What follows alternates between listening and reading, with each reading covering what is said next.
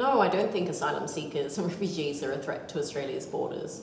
I think what is a threat is, really our policies are a threat to our adherence to international law. If you look at the numbers of people that are coming to Australia, they're really not that huge. This is actually a global problem. We have 50 million people who are displaced all around the world. In the first 6 months of this year, Italy has had 65,000 migrants come to its borders by boat. Last year we had 24,000.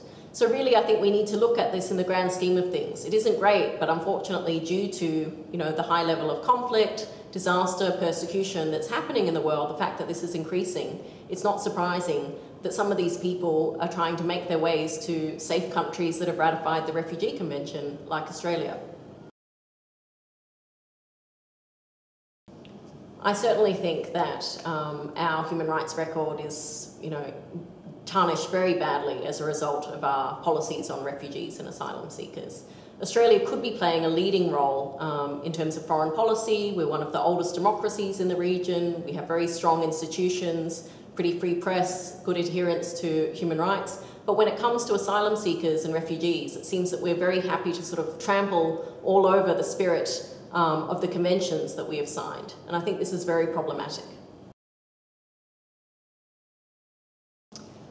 Well, I think there's real concerns that refugees who are resettled in Cambodia will not be safe. We know from past experience that asylum seekers from China and Vietnam have been forcibly returned to their countries. So safety is an issue.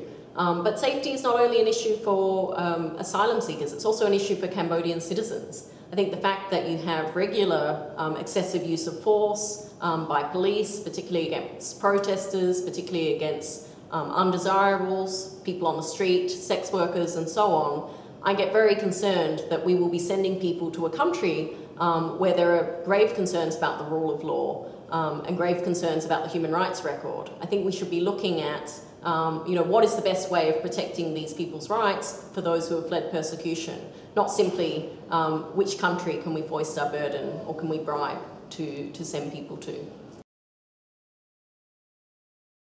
I think public opinion plays a very critical role in our border protection policies. And if you look at what happened last year, where Prime Minister Rudd suddenly introduced offshore processing, this was all about pandering to political polls ahead of the election. So I think what we really need to be doing is shaping public opinion around the positive contributions that asylum seekers and refugees make. And also understand that, this is a global issue, that migration is happening, that people have to flee their countries.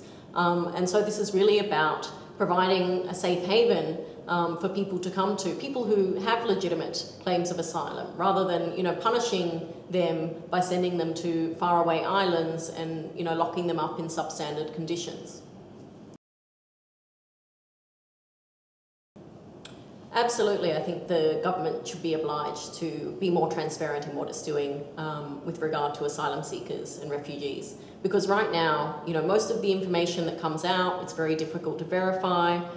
It's very convenient not to have images and video and stories of what is happening to people offshore or indeed, on the boats that they're detained. But it makes it very difficult to judge whether the Australian government is respecting human rights. So if it is protecting rights, as it says it is, then really what does it have to hide? And I think people should be demanding more accountability from our government, particularly when it comes to these issues around secrecy and transparency.